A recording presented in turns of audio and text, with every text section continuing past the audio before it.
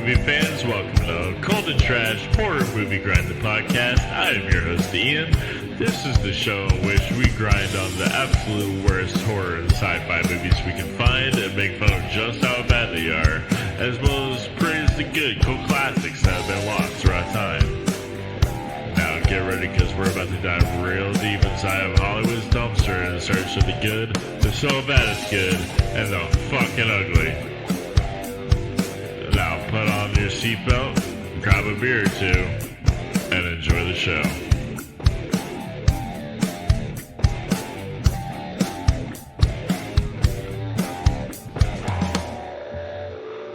They Live was a movie I made towards the end of the 80s, and I was reflecting on a lot of the values that I saw around me at the time, mainly inspired by Ronald Reagan's conservative revolution.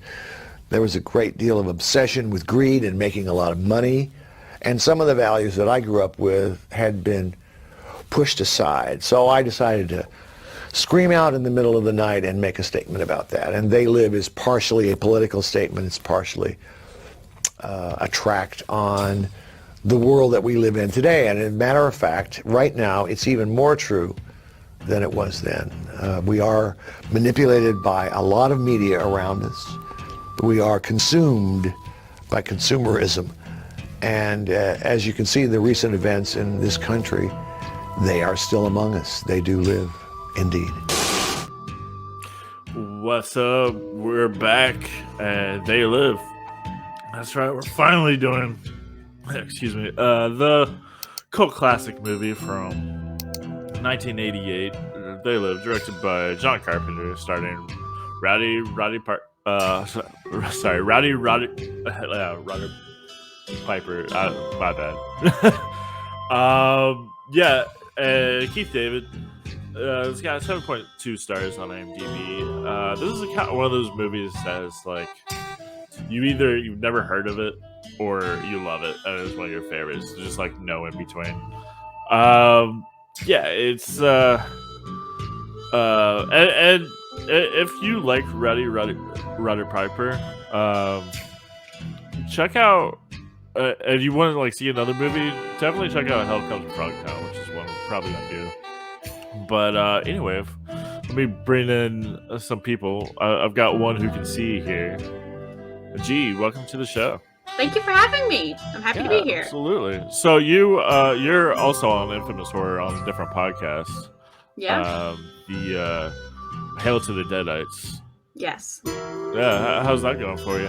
It's going super good. I love the little Evil Dead community that we're building and getting people into the show. My best friend just watched the trilogy for the first time. She's like hooked. So it's great. And she found out because she listens to the podcast. Oh, nice. Yeah. So I brought you on here because apparently you've never seen They Live before. Not until today. How do you like it? It was okay.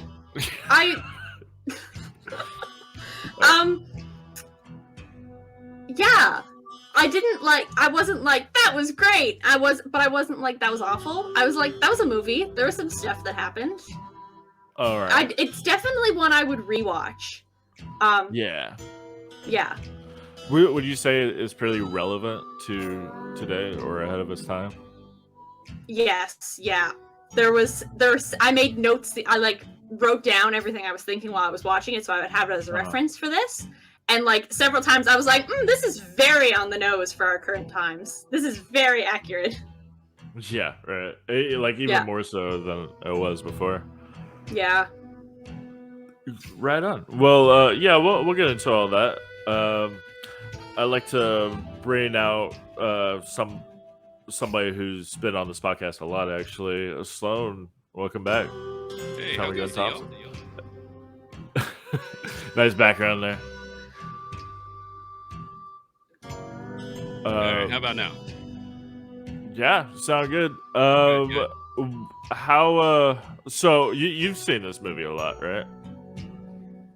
Yeah, I've seen it a good number of times throughout my lifetime. It's definitely one of my top favorites when it comes to a lot of the, more socialized cult classics.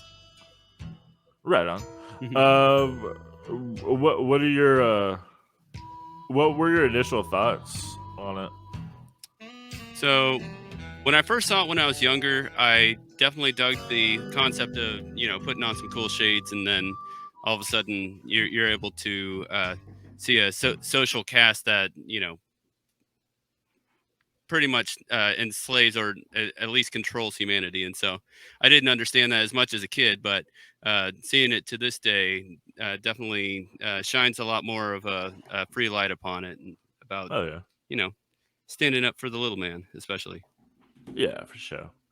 And I have one more guest. He's a returning guest. He is the singer from heavy metal band High Desert Queen, which I've talked about a lot. And you, Sloan, and I have both talked about that on the heavy metal episode. He was originally in the Chopping Mall episode. Ryan from High Desert Queen, welcome back, man. And you're muted, by the way.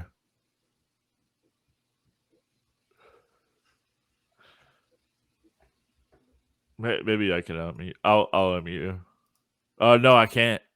Well, we've got these two can see, but this one cannot talk, or he can see, but he can't. Relevance is damn. That sucks. I'll we'll keep on talking and bring you back. Whatever you figure out.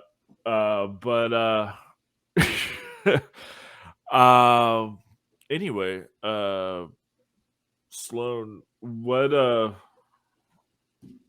okay, so we were talking about High Desert Queen in that heavy metal episode. Yeah, definitely. Yeah, what would you say that like their songs and music are like similar to the movies that we cover on here?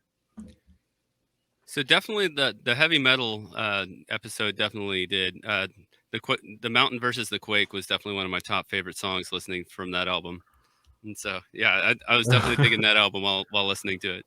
There were a handful that I really wanted to put to storyboards, but I figured that, that was I'm in. the top. There we go. Well, welcome, man. I'm in. I Well, like your array of guitars behind you. Oh, thank you. You know, just my just showing off a little bit, I guess. When I always look at, I always put that up, and I look absolutely. like, man, those are my babies. I don't have kids, so those are my children. I hear So, that. Hell yeah. yeah. But anyway, I'll go back. First of all, thanks for enjoying that song. I appreciate that. Yeah. And thanks, Ian, for having me back on the show. Yeah, welcome back, man. And G, it's awesome meeting you, and thank you for watching the movie today because it's freaking awesome. And you mentioned that, G, you would consider watching it again, and I highly encourage that because the movie not only gets better every time you watch it, it also gets worse. That's what's so beautiful about this movie. It totally dooms. I love this movie. Yeah, which I was going to bring up. So on the Chopping Mall episode that you were first on, we brought up how not only do you have this band, but you use this band to like talk about movies that doom, which is like kind of more of action movies. But I guess you want to tell everybody what movies that doom are.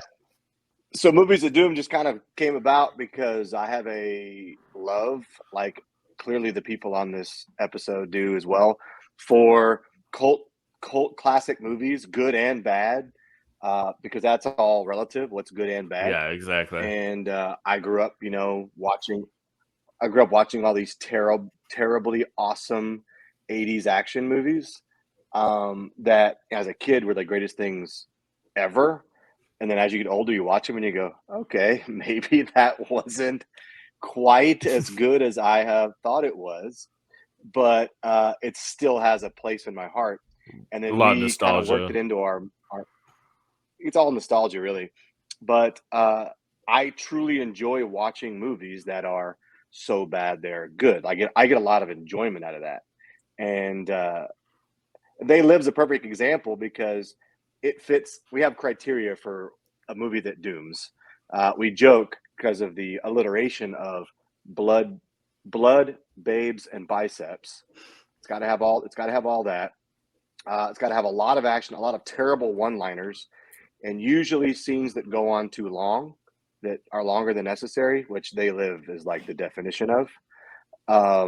But this film was also extremely popular at the time, which is crazy because a lot of those movies that doom may not have been a very popular movie. This one was, and I think we've kind of all touched on it. I know we'll talk more about it, how relevant this movie kind of still is today. So it not only dooms, it's also got a great storyline that's been done 1,000 times. But never quite like this one. Truman Show, Dark City, stuff like that. Yeah, classic alien invasion movie, right? But we all have to come together to overcome. But this one is a little different because the aliens were already here. We weren't aware of the invasion, which is kind of cool.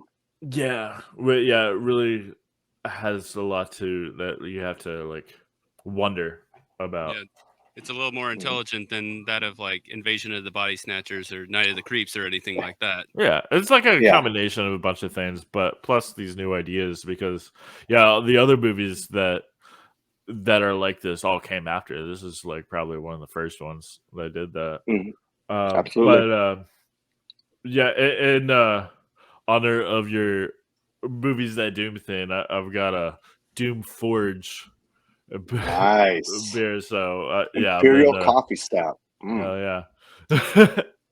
I know that's good. Oh yeah, absolutely. But what other movies in the like horror genre would you say doom? Well, there would be quite a few that I even go back to like it's funny because all these movies have been done 1,000 times, but there's a movie I remember watching as a kid. It was just called House, and it's one of the first of the Sears 80s movies where the house was alive, right? We've seen that 1,000 times, but it was in the 80s that did things like that.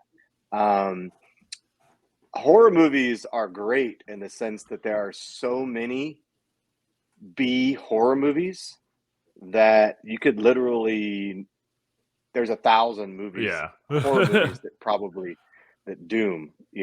I know the ones that I remember watching as a kid because even horror movies when I was a little kid, I couldn't handle. I was a wuss about that stuff. I just couldn't do it. But as I've gotten older, I watch them now to laugh at more than to get scared of, and heavy metal. I think y'all talked about that before. I watched it. I know we're doing They Live. I watched heavy metal last night because why not? And just all these movies, they completely doom. They're so awesome. They're so good and so bad at the same time. Yeah, exactly. Yeah, so that's why like. I mean, you go on like Facebook and Instagram and stuff and talk about that stuff. So that I was just like, I gotta have this guy on the show. I keep bringing them on.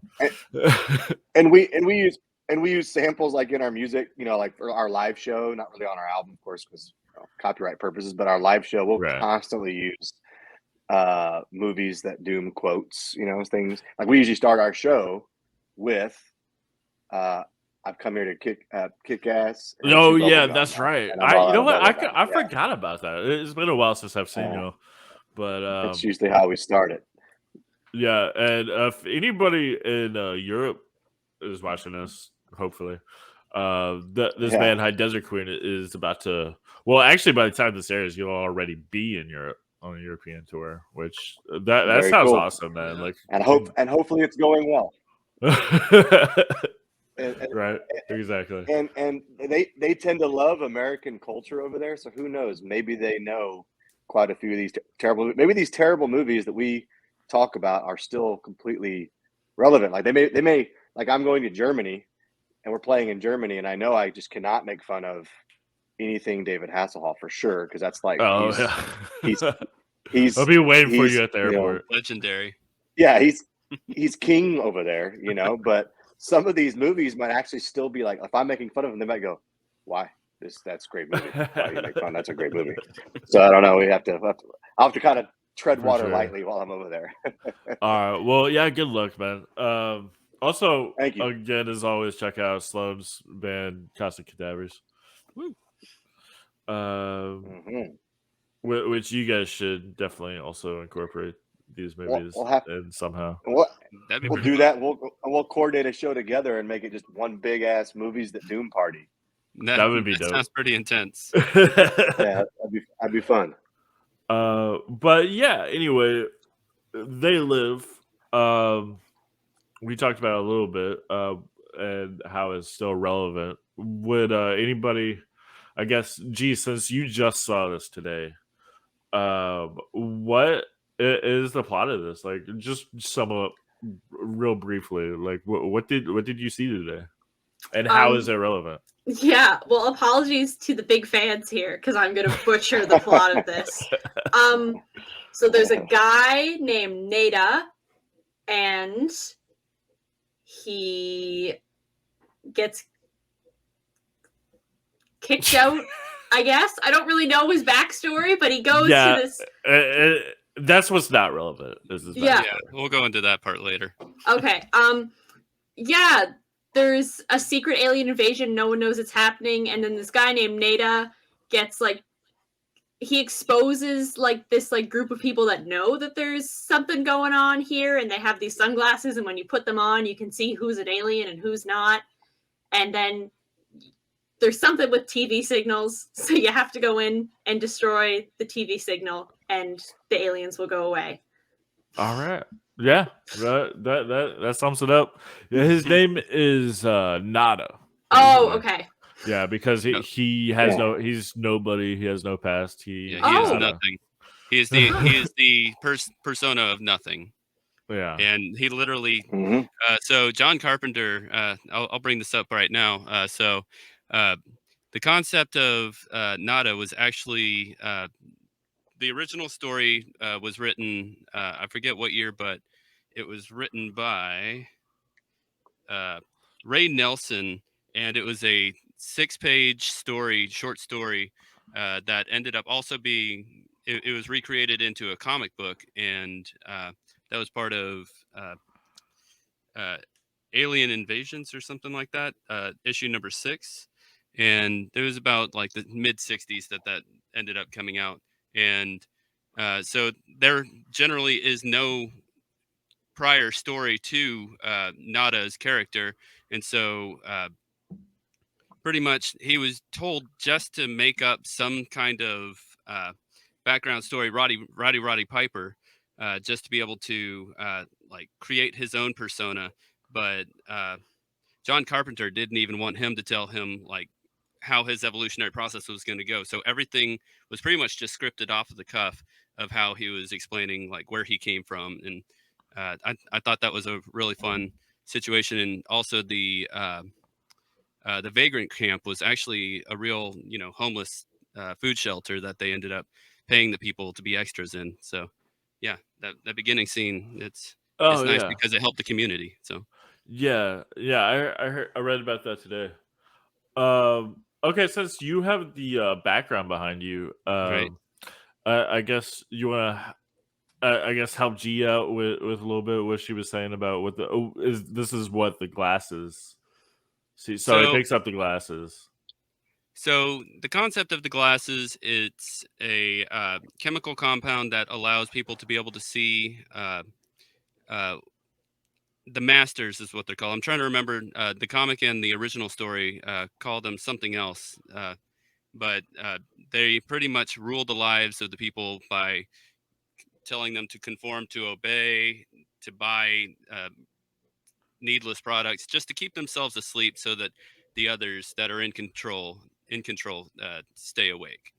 And so generally pushing humanity down and coming from, a more well-off first world is where they generally come from, and make planet Earth into a third world.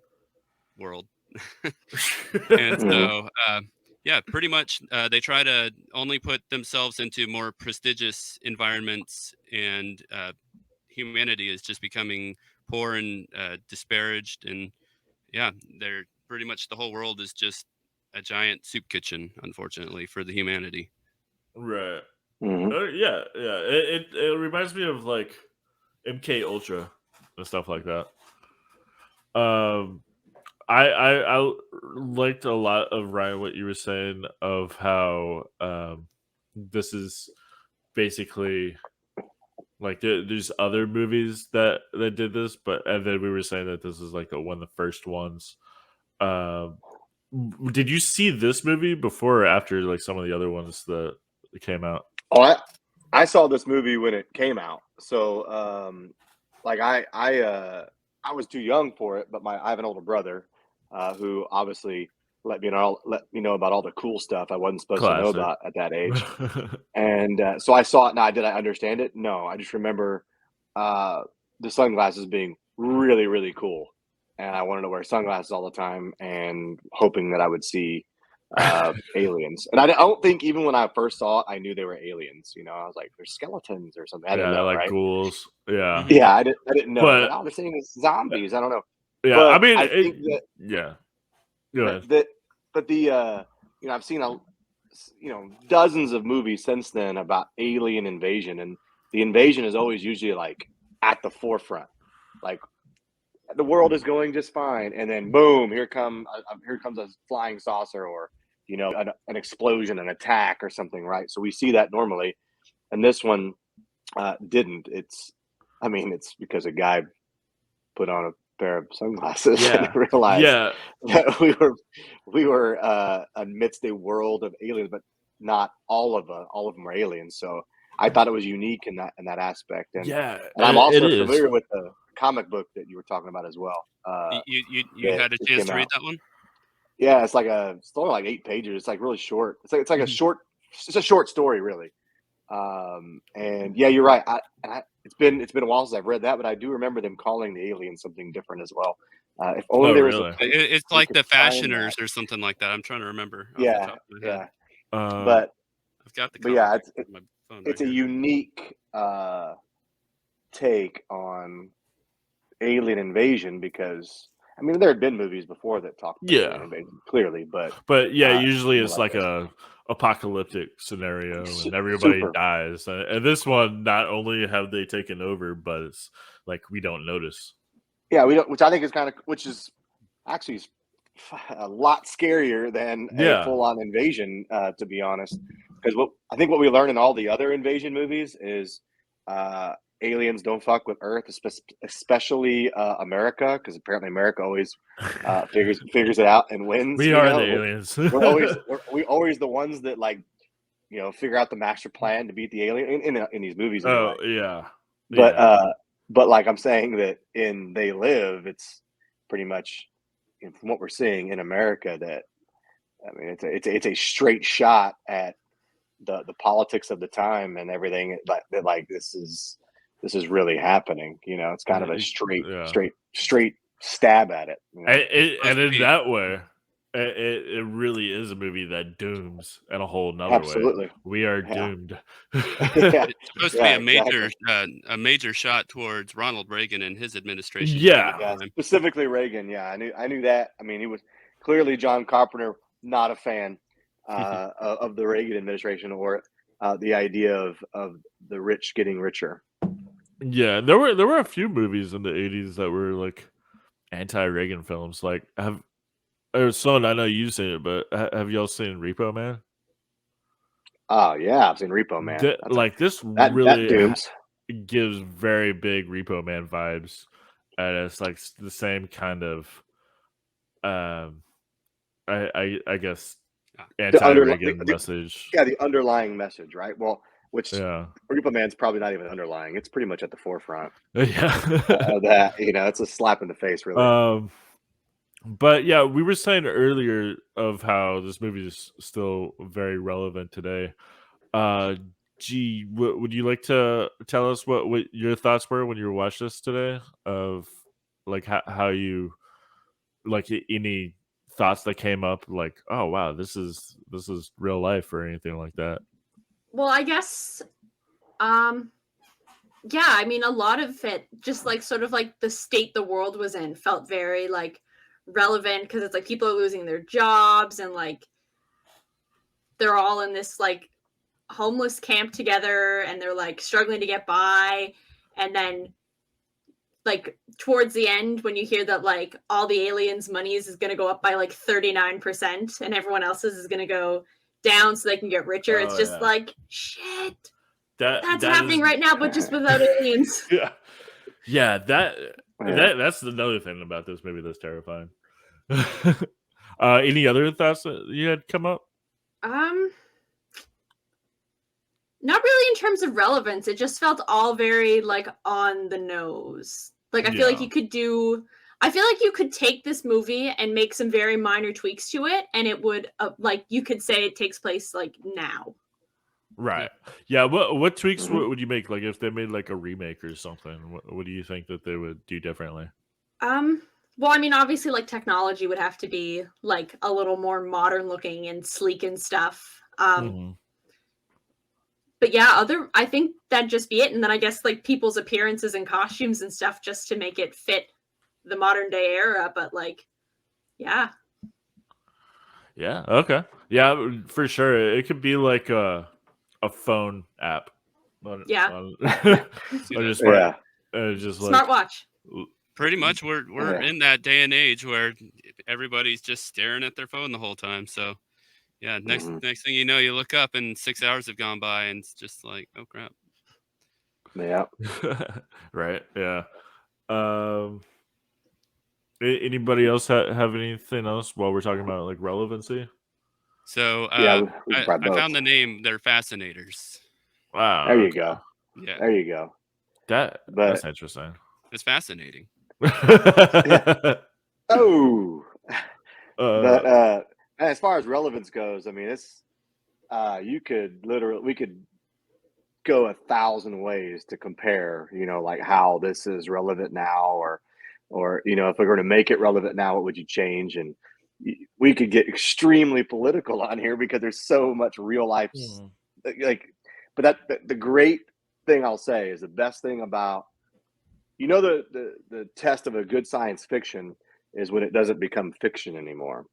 And like there's some things in this that are definitely not fiction anymore. Now it's not hitting the nail on the head, or they're just ideas. It's not like this isn't happening. They're ideas, but they're concepts that he truly wanted people to be aware of. And I think we're definitely at a time where we're aware of, these kind of things going on. So, we know that we know the rich get richer. We know that, we know that that it's not always the people with the most power don't always have the best interest for everybody involved. We know that, it's not like groundbreaking. So I think it's kind of cool that this movie was probably eye-opening to people, but at the same time, they probably just go, man, I don't get it. That fight scene was way too long. And that was it. and they dropped off, so. Gee, what did you think about that fight scene? It could have stopped 3 separate times. Every time they stopped, I was like, great, like, he's going to put the sunglasses on, and then they would keep fighting, and I'd be like, hey, he's got to do it this time. I'm sorry, but it just never ended. Beautiful scene.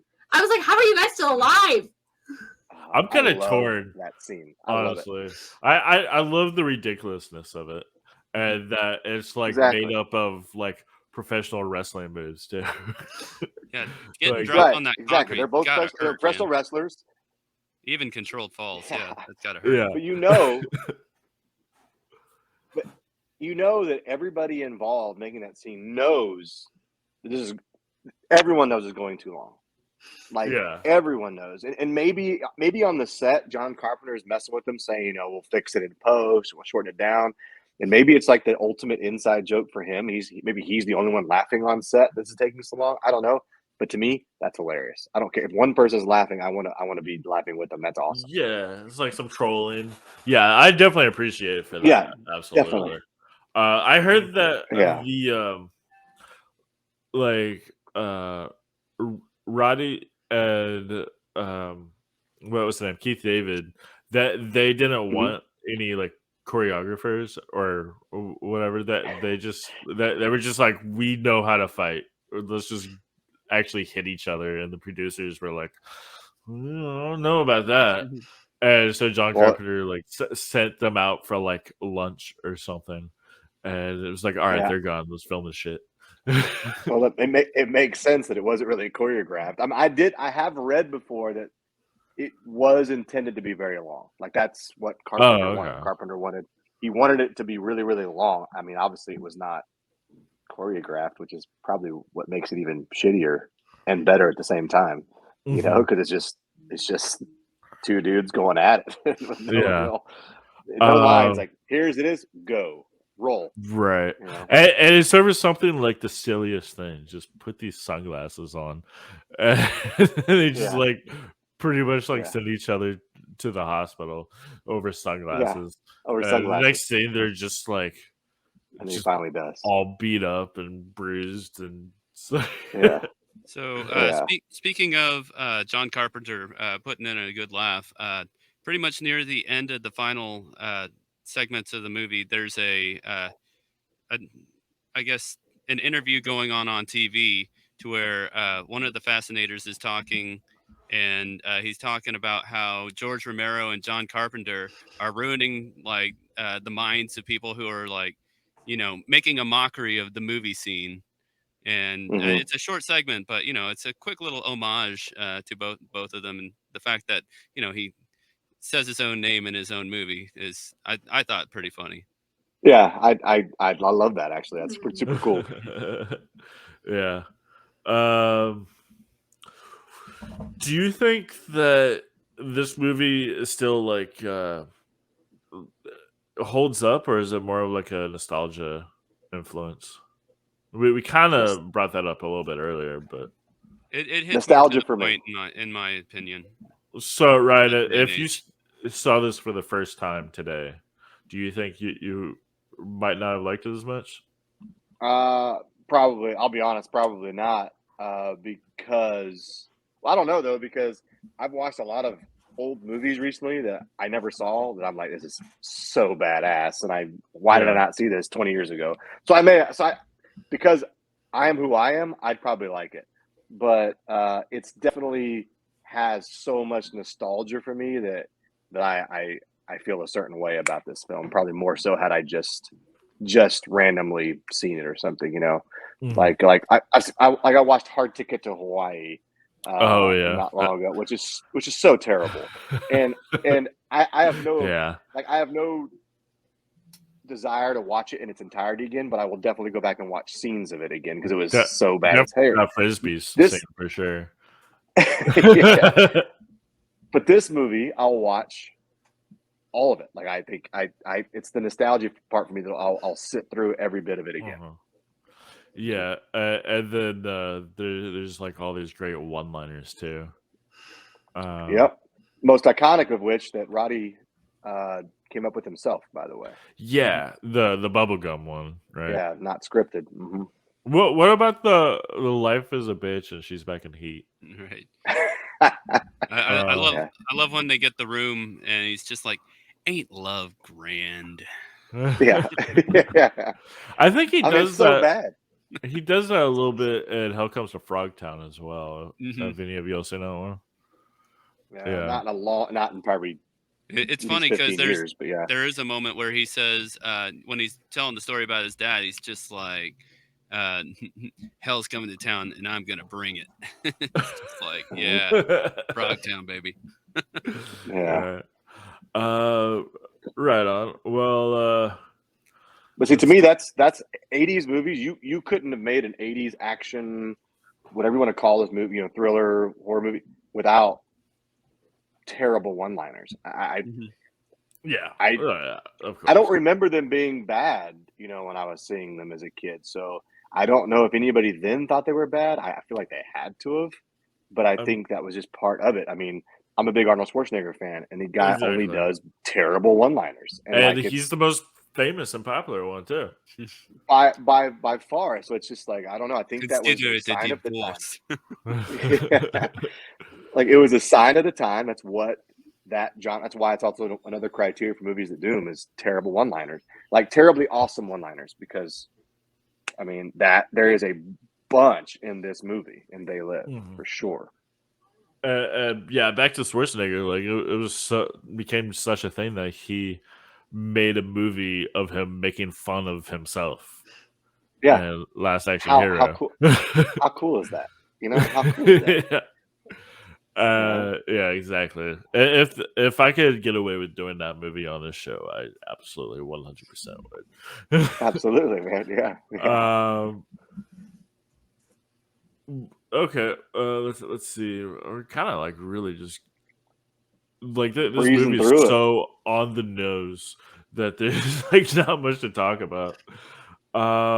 Let's talk about John Carpenter. He's one of the biggest cult people. Somehow this is the first time I've done one of his movies. I think it's definitely a good one to start with. Oh yeah.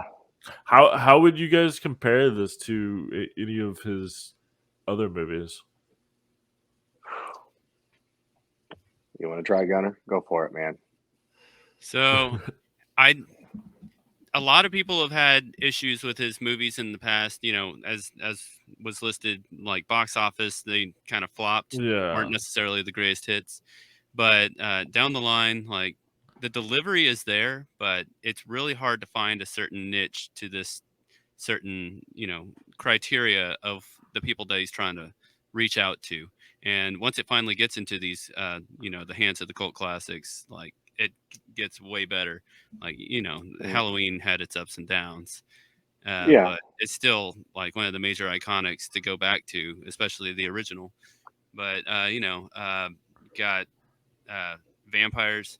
That's a good one. Desert vampires, like can't go wrong. Like between that and I know it's not his, but From Dusk Till Dawn, like something about vampires in the desert just kind of messes with me. Yeah. Yeah, right. But yeah, I'm trying to give justice to some of his other movies. Yeah,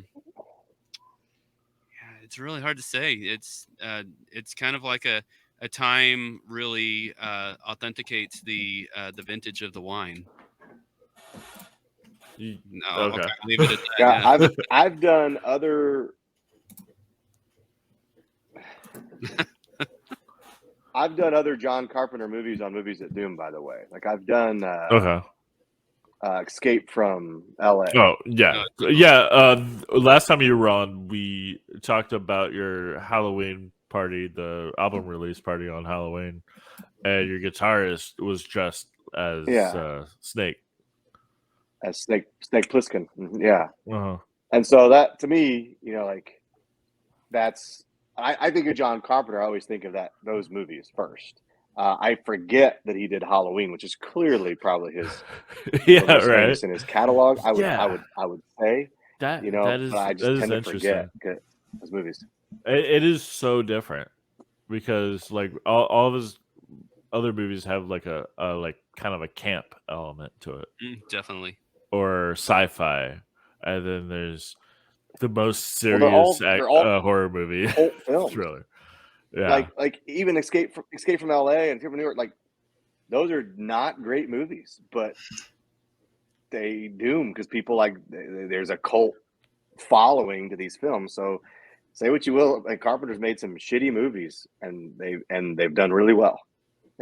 It's really interesting because they're all really popular like that within their cult followings. Like there are some diehard fans, like Big Trouble in Little China. How I was can you gonna not say like Big Trouble in Little China for sure. Well, The Thing mostly that probably has the most diehard fan base, and for those who don't know, also didn't do well in the box office. Yeah. I run a Facebook group called Movies So Bad They're Good, Midnight Cult Classics and Camp. And every time The Thing is brought up, because it has a cult following, it bombed the box office, critics hated it. And then over time, it became very popular through word of mouth and like VHS and stuff like that. So if you bring this movie onto that group, I've had it happen so many times. People flip. They're just like, how dare you say that this movie like belongs in this group? And like well, I don't know. I'm just curious to know. Maybe someone on here knows. Has he had some box office hits? I mean, surely he's had, right? Because he's been doing it forever. How did Halloween do? He recently did the newer Halloween Kills. Or he produced it. I don't think he directed it. Yeah, he just produced it. It was just produced. Really? Yeah. So I'm not sure he's had any. He's bound to have had some box office smashes, right? The original Halloween got 60 to 70 million in the box office, and he directed and wrote that one. Yeah. So that would probably be his biggest, I guess. And that ended up being one of the biggest horror thrillers of all time. Yeah, too. I mean, because what was that made like 40 some odd years ago? 45? I mean, how long? Yeah. When was the first Halloween? Like, yeah. it had to be like 70s, right? I think 74? 78. Wow, 74. Wow. It was 74. Yeah. How familiar are you with John Carpenter? I've just pulled up his director page on Letterboxd to see what movies of his I've seen. I've seen The Thing, Halloween, and then They Live. Okay. There you go. So, how would you compare the three to each other? Like, are you surprised that he did those movies, or are you more like, okay, that makes sense? I mean, I haven't fully watched his other films, but I've seen clips and I've heard about them enough to know. And I feel like he does kind of fit in between this sort of action director and horror director. So I feel like this wasn't a surprise to know that he directed it and stuff. And going into it, I knew that he directed it. So. Oh yeah. Yeah, I think this one specifically stands out more. It's got kind of that kind of goofy thing that I guess with the when you see the aliens, it kind of turns into a different movie. Speaking of goofy, he also did The Fog. And so, Sure. pirate ghosts. Scary. Yeah. The Fog is great. That's got the same girl in it, right? Jamie Lee Curtis. Yeah, she's in that, right? Yeah. Yeah. I haven't seen that movie in a long time. He likes to. He's one of those directors that likes to reuse the cast and stuff. Yeah. So, but it's interesting that I mean, his movies are super popular and become more popular within time. Why do you think that they just don't do well when they in the box office when they're first released? I don't know. I'm curious because it's almost like he. I mean, I have no idea, but I'm looking at I'm amazed how cross genre. He also did Ghost of Mars. Yeah. Oof. See, he crosses genres. He crosses genres. He does some really bad movies, but it's I don't. He's. But he did the bad ones before or after he did the good ones. That's what I'm saying. I think he's just it's almost like he's trying to make that cult classic and make that because they all even like Big Trouble in Little China, right? That to me doesn't, from a movie standpoint, doesn't fit what he's doing, right? It's that movie and this right? movie are both but if out of the box. But knowing John Carpenter, they're both really campy. It's got that same campy cult. I don't know, you can't say cult because you don't make a cult film; it becomes a cult film. But but it's almost like he's mastered the art of making a film that's super campy and has a feel. And in the '80s were a really good time to do it with all that the terrible special effects and stuff, and and the models of the characters in Big Trouble in Little China. The models and how all the makeup and things that they had, right? So he's really good at that, and he pumps movies out a lot of movies. Yeah, so he was doing once a year for a while. Yeah, he pumps a lot of stuff out, and he writes constantly, apparently. So somebody who reminds me a little bit of that same aspect, with the campiness of what they usually do for the short skits and whatnot, but the movies have been actually pretty good. Jordan Peele's writing has been pretty good. He goes way back and forth. He's very broad on the spectrum. Yeah. Yeah, he's done his homework. He's watched all these movies. You know what I mean? He knows how to make this. This is going to be a cult classic. It's kind of cheesy, but scary as shit. So Heck yeah, he gets it. I can respect that.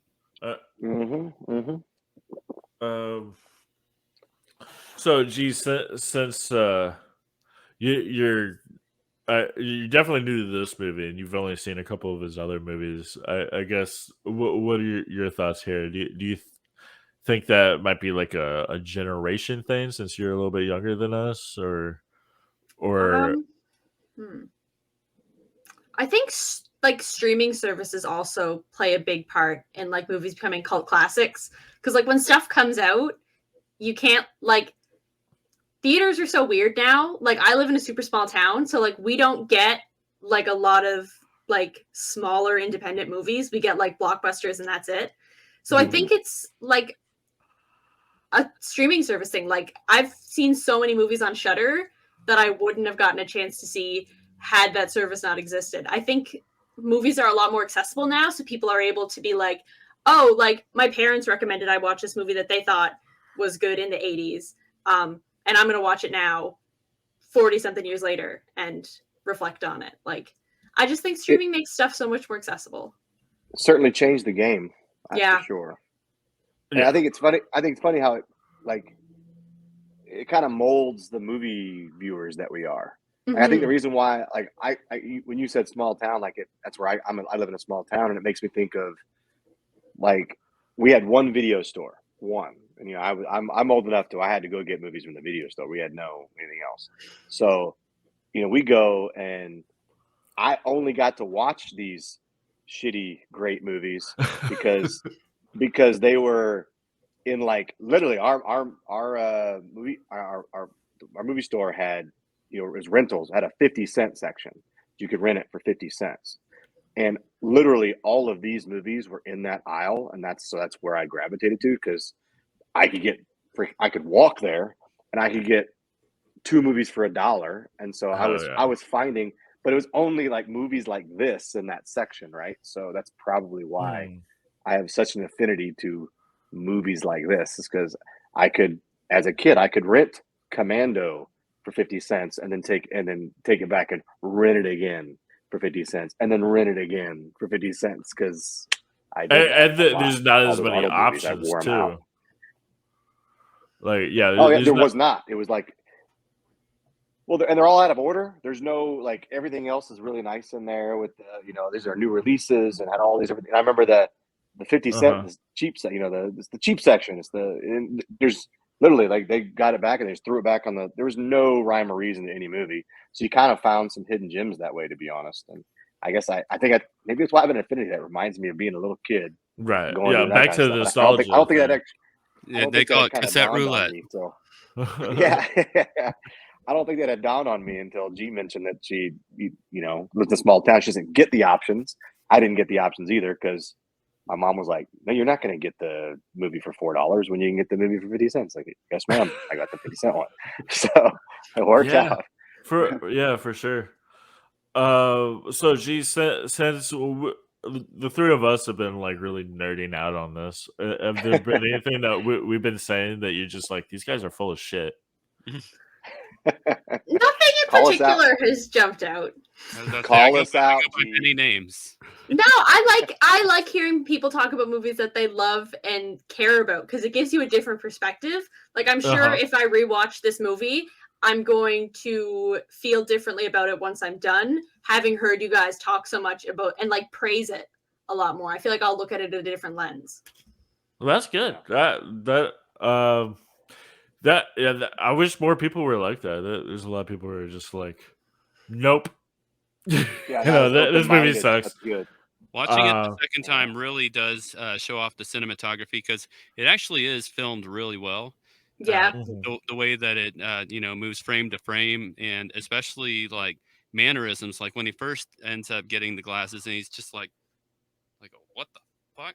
It's just really you really feel it, and it's just like, you know, when he finally starts getting into like building up the nerve to like actually like engage with them, it's just like, yeah, everybody did a great job, even the extras.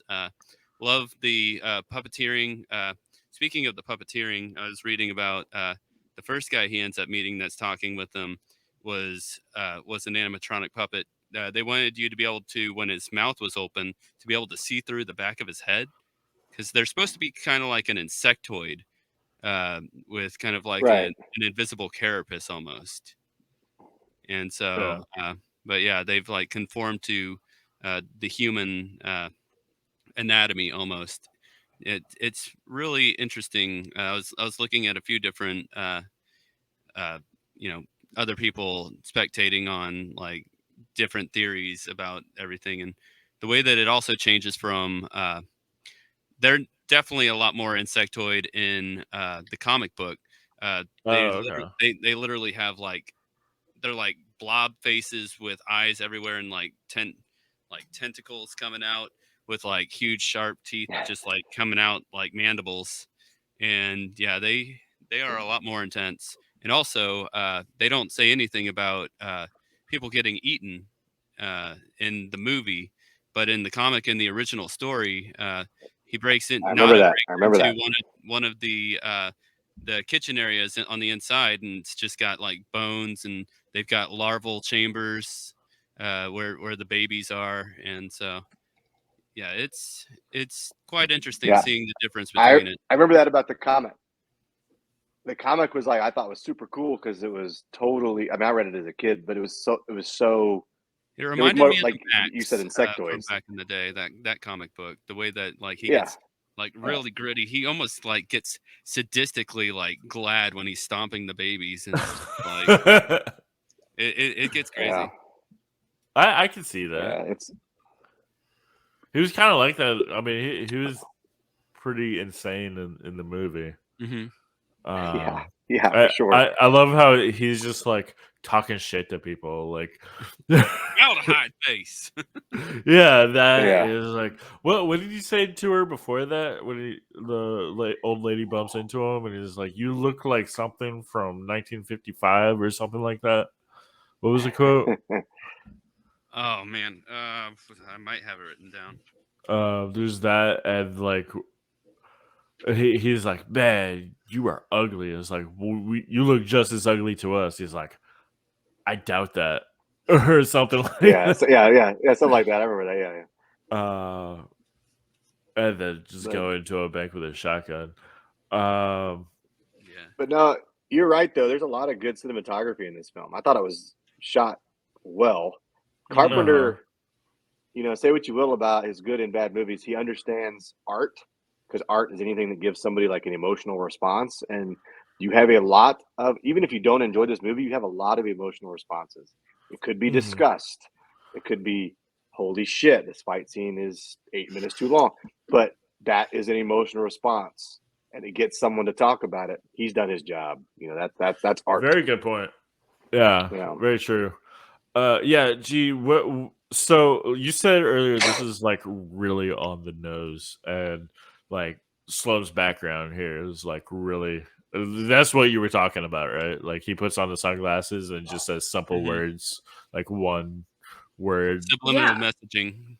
that's Yeah, what advertising is now. They're just trying to get you to do one now. word. They're using all these pictures and words just to tell you one thing. So what were your initial Yeah. thoughts when you saw that? Like because when this first came out, I'd say that it was really like eye opening and mind blowing because we didn't really have much of that at the time. But now like we have seen this over and over again. We've seen Truman Show, we've seen Dark City, The Matrix, like like it's just more and more as so now that you just saw it today, or what were you thinking about, like originality or anything like that, or were you just like, oh, this is just another one of those like Yeah. one of those movies? I thought it was super cool. Like Yeah, I've seen the Truman Show and I've seen the Matrix. But like I don't know, this one, I guess because they have the words clearly printed for you there yeah, and stuff. It was like I thought it was a super original idea and I thought it was super cool. Like that what like when he puts the glasses on and sees how the world actually is right now, that was like probably one of my favorite parts of the movie. I really uh-huh. loved the special effects stuff for the fantastic what are they called? Fantastics or something? Oh, the Fascinators. The Fascinators. Fascinators. Yeah, I loved the way that they looked and the way their mouths moved and just I thought it was like really, really cool. Right on. Uh, Yeah. so it's more of like I guess the rest of it you didn't really enjoy as much. I mean, it was an action movie. There was some cool stuff that happened, but I don't know. Like, it's a cool concept. Definitely could have been shorter. It did feel a little long. I agree with that, actually. Yeah, there's I like do agree with that. it's like an hour and 10 minutes of build up, and then the climax of the movie is like the last 20 minutes, and then it's over. Yeah, you could tell that this movie was definitely written around the second act. Yeah. For sure. So- For sure. When he finds the sunglasses and like that's the story he's trying to tell. It's like, shit, what am I going to do with the next like 80 minutes? It did have a super awesome title card, though. That was also one thing. Like, when it's the Yeah. graffiti, I thought that was like, Oh yeah, that was super Oh cool. yeah. Well, So As I long as wanted, you're itching at something. I am. So nobody has been talking about Meg Foster's character, Holly. And so Meg Foster, she was in Masters of the Universe. And God, that's a bad movie. It dooms, man. Live It action dooms. We featured that movie on movies that doom. It's it fun. is really I bad. watched it, I think, last year, and it was just like, oh, this is so painful. No, that movie. Just on a side note, made movies that doom fully out of nostalgia because that movie's terrible. I mean, all of a sudden you had like this great comic book character, He-Man, and he travels through time. Come on. I'm Yeah. sorry. right. It's bad. It's They bad. had a TARDIS, time and relative displacement in space. Yeah. Sorry, Yeah. Doctor Who right there. But Yeah. so my main thing about Meg Foster's character, Holly. So Meg Foster, those are actually her real eyes. The way that she has the silver look to her eyes, and she's not really acting scared. She shows no emotion of any kind during this whole time. And another one of the major theories that occurs. So right behind me, right here, it says reproduce. So it's supposed to be marry and reproduce. But the concept of that is, so we don't know how long the aliens had been on the planet for. It's probably more recent, in all honesty, probably within like 100 years. So not too many generations have been created. As long as consumerism. So has been around. if they're actually being apart and making families, they're making hybrid, chimera. And so she is one. That's why she has that listless stare, and that's why she betrays the humans, not willing to let down that side of her, her complacency. And another theory is also, there's the people or the fascinators that are, they're successful, but they're almost like drone ants when it comes down to it. And so you've got the higher ups that are really providing and producing everything, that are the ones that are running the showcase under the town.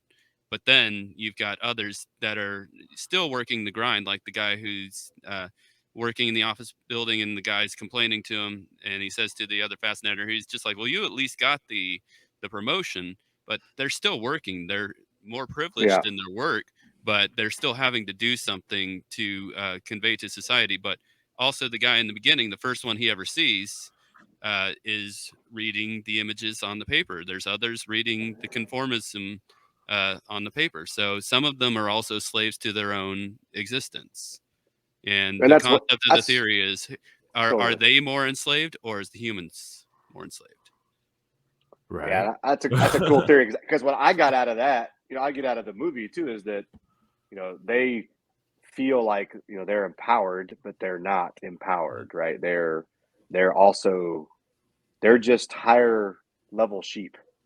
Like there's the higher level sheep, and they look at the humans as the lower ones, right? And so, exactly. Yeah, exactly. It's a good way of putting it, right? So yeah, it's kind of a cool. That's what I didn't even think about that first theory. I've always kind of got that one. That's kind of what I've always. Yeah, I didn't know that until today. Like, it makes so much more sense, and the fact that she's just got such an incredible stare and just no emotion whenever she's doing anything. It's the only. It makes a lot of sense. That does. Yeah, for sure.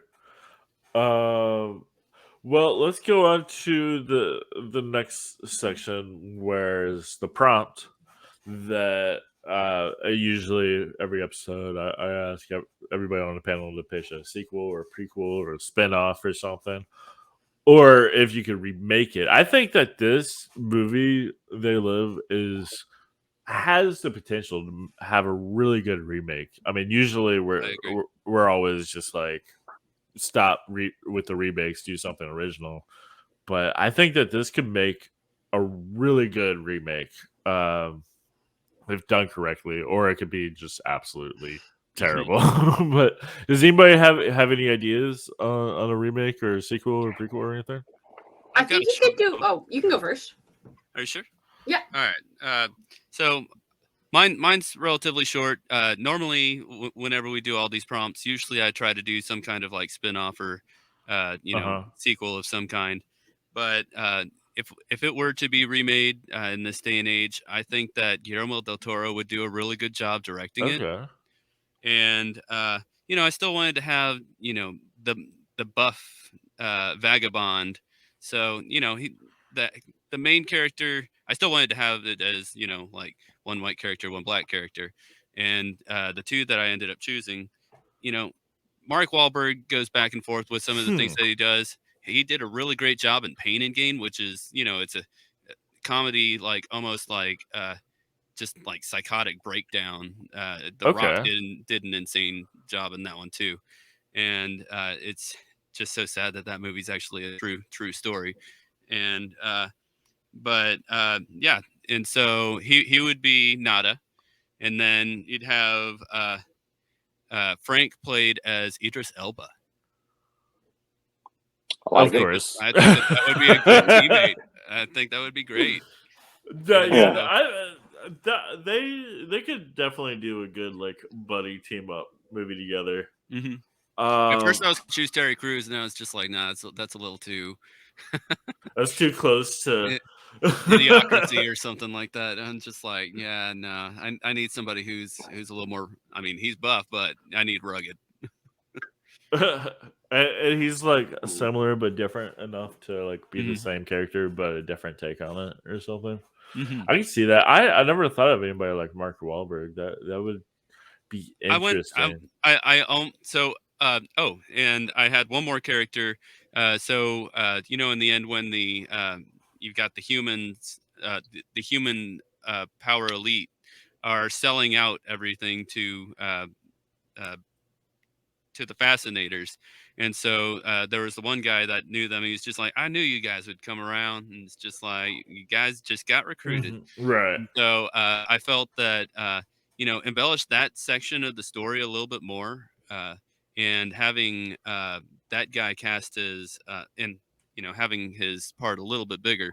But Michael Shannon. Okay. Because, okay. I mean, Michael Shannon's been in a few Guillermo del Toro films, and so keep that buddy alliance going on. Huh. That's interesting. So what differences in the overall movie would be in this remake? Well, I think that prevalence of drugs would probably be a really really intense one for keeping the people down and quiet. Because back then, like that's so in the Reagan era, that's when crack cocaine was first introduced. But we've got a lot more assortments these days, and so having fascinators that are actually pushers and pimps and whatnot. And so they're trying to actually like gain the hierarchy of all sorts of businesses. And so I want a darker, grittier version. Okay. And I think Del Toro would do that. So would it be like the same idea with the sunglasses and stuff? Yeah, generally. Alright. And who knows? Maybe have the blind black preacher being Sam Jackson. Who knows? Why not? Yeah. Because you know I can't see you, motherfucker. Yeah. If you want some box office poison, you get Samuel Jackson to be it. Absolutely, man. Right. Well, that's interesting. Okay, cool. That has potential. G, what was your idea? So I think a spin-off would be really cool. I think you could do like an in-universe mockumentary about like existing amongst the oh my god, the name is blanking for me again. Fascinating. Fascinators. The Fascinators. I'm gonna get kicked off There the you go. podcast for not knowing. You that can shit. call them the masters. They Yeah, call them masters as well. you're on thin In the ice. movie, they're You have masters. Yeah. you have one more chance. 2 strikes. Yeah, I think you could do like an in-universe mockumentary and like just talk about I don't know, or like do it like future to that and be like, this is what our world used to be like, and like this is how we got to where we are, and we're doing so great now. But you have to remember your past and stuff. Like I don't know, they could do something cheesy like that. Okay. Yeah. So, I like it. did you have any like deeper ideas or just? No, I just came up with that on the fly. And she's seen it one time, right? So Once. Yeah, I can't fault you for that. I just had a thought process. So we were talking about the name the Fascinators, and so I was just telling you, it's just like they also call them the Masters. Technically, they're the masters of the universe. And Foster, 6 degrees. Also Fascinators sounds like fascist. Yeah. And kind of what they are. So also speaking of Ronald Reagan and fascists, so it's funny because I was in a conversation last night. So the Ramones made a song called Bonzo Goes to Bitburg. It's where Ronald Reagan ended up going and visiting the grave sites of the Nazis.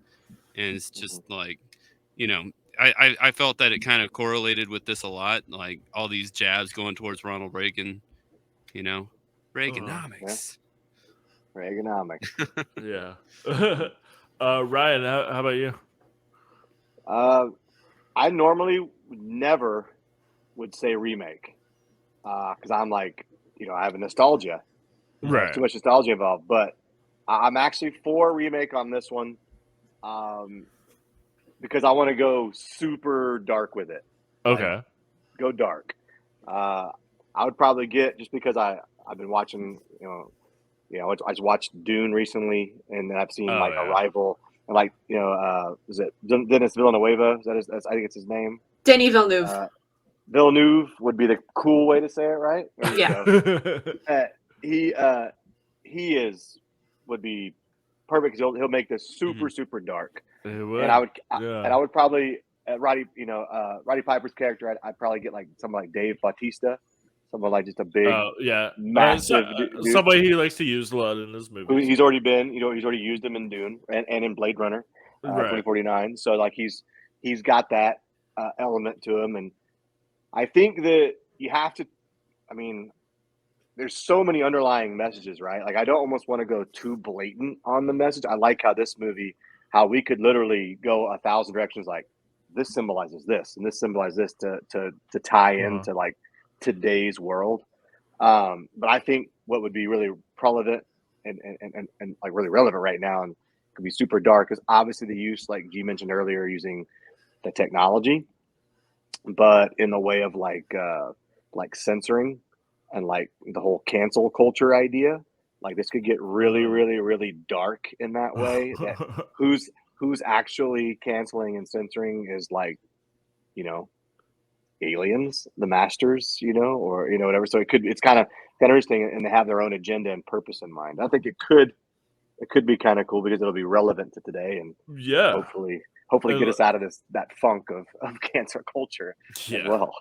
Like they could be organizing like Twitter and just be like totally control right? the masses through they control social media. all the social media. They control them like they have them all. That could be cool. They're the fact checkers or whatever, right? So that could be kind of cool. Right on. Yeah. That would definitely be. I think your idea and Sloan's idea could probably mesh really well together. Yeah, definitely. Absolutely. I think they would definitely work together. And it would make it even better. I don't know.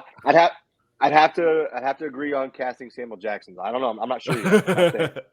But other than that, once you said Dave Bautista, I was just like, that's actually not a bad idea. Yeah, go with Yeah, another because wrestler. I'm also on the fence about Wahlberg, right? So I think Wahlberg Yeah. could be in this, but I think someone Bautista's size could be a good one to have on that. Yeah. Or even so the having, instead of Wahlberg, like John Cena, like him and Idris Elba, they did a Yeah. really great job in the Suicide Squad. They've already Like, worked together. yeah, and they've already got they've good already worked together, chemistry. so that could be cool. Right. Well, That could be good. I'm all for that one. Cena would be good. Yeah. Why not? Yeah, that's all good. I have to agree. Yeah, that would be good. And then, like I said earlier, use like a phone app probably to see the actual what's really going on. Well, Ryan, Someone I know. makes an app and you can take a picture. Yeah, exactly. Take a picture and that's how you see him. Yeah. And he's like walking around town, just like. So it's interesting because there are apps to where like if you take your camera and you have it on and like you look at like something in Spanish and it'll translate everything directly over the words in English. So it'd be like that, but it would be to people's faces. Yeah, could be awesome. I would say though, the one thing you have to stay true to the movie is sunglasses. You got to keep the sunglasses, right? You got to. I just feel like I don't know. In the beginning, have the sunglasses and then find a way to get like UV like there you attachments into your phone or something like that. Well, yeah, there was those Google glasses for a while, right? And they were doing shit like that. So maybe something like that. Who knows? They evolved in the movie to contact. So if we go back like 10 years ago, 3D movies were the craze where they give you 3D glasses. Yeah, it's funny how that's kind of gone away, right? But yeah, yeah, that was just it was fun for a minute. Yeah, so it could be like somebody just like throwing away the 3D glasses. Yeah, well, they like switch them up, like them. Give them these glasses instead, and that would just like wake up a whole theater. Yeah. Well, let's go ahead and rate this. So, you're new to this, so basically, what we do is rate it 1 out of 10, but instead of like stars, it's something like 8 sunglasses or something. So, there goes my sunglasses idea. My bad. Now you're forced to do something more creative. Do you want to go ahead, G? Sure. I give this 4 very long fight scenes out of 10. I like it. Nice. Right. That could make a whole movie. That's like 45 minutes in itself right there. Yeah. 45 minutes of fight scenes. Just the fight. Just that. Yeah, just that fight scene. And them putting the sunglasses on at some point, you know? Yeah. Right, you will go ahead? Yeah, I give it, because I was going to give it punches to the face. Oh, right? okay. But so I'd give it 9.5 roundhouse kicks to the face. Oh, okay. There is a roundhouse kick in there that they tried to do that was totally real looking. But mainly it gets such a high score for me because we talked about the nostalgia. And I think that it's still relevant today because science fiction, it's science fiction, but yet it's not so much. It's not as much fiction as it probably was when it was first written. Yeah. I agree. Definitely. Sloan, how about you?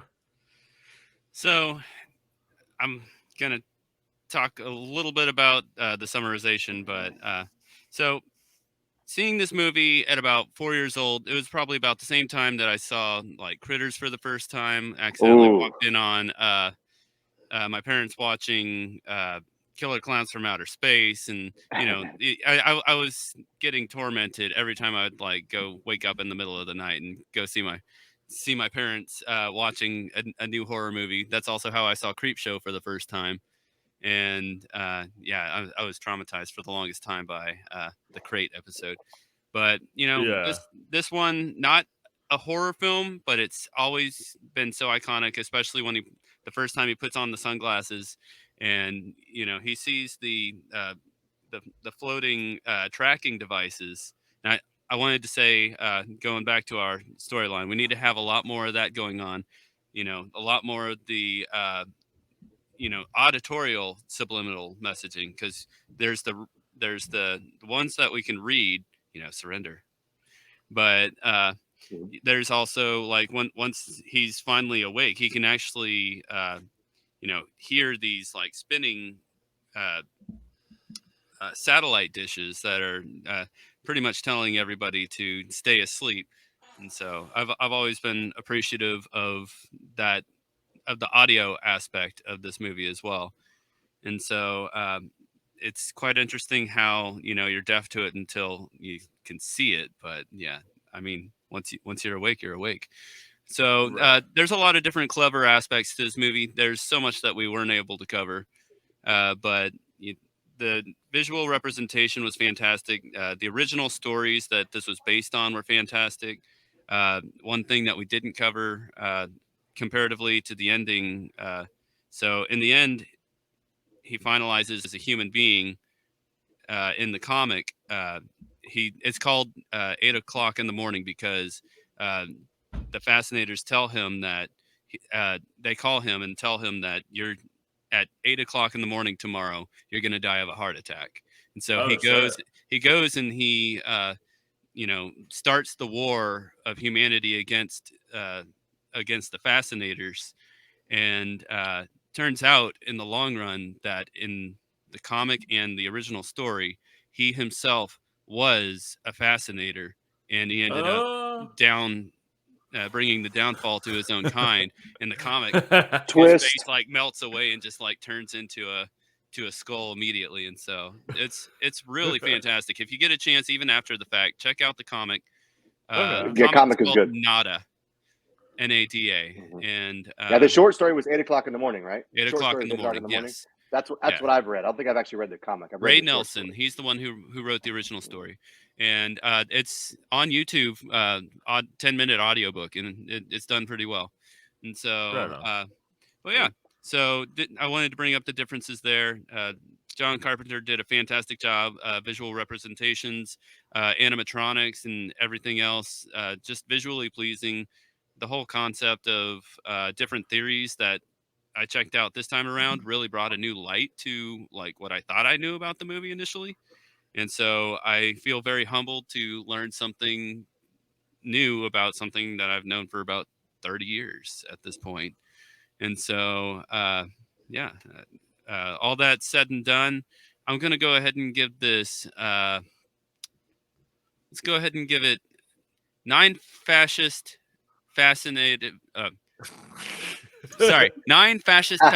foot soldiers. Say that 4 more times. Yeah, I'm glad that was your rating. There's no way I could do that one. Nice. Wonderful. Before I give mine, Ryan, I know you got to go. Do you want to just jump out? I do. I have to take off, guys, but this has been awesome. And all I can say is do watch it again. I respect that you even would watch it again. So watch it again. It's awesome. I will. But I'm sorry I got to duck out, but I loved it, and keep watching terribly awesome movies. And I would love to be back and do it again. Yeah, keep absolutely. Making wonderful music. Yeah, is there another one? Thank you. Is there another one you'd like to come back and join for?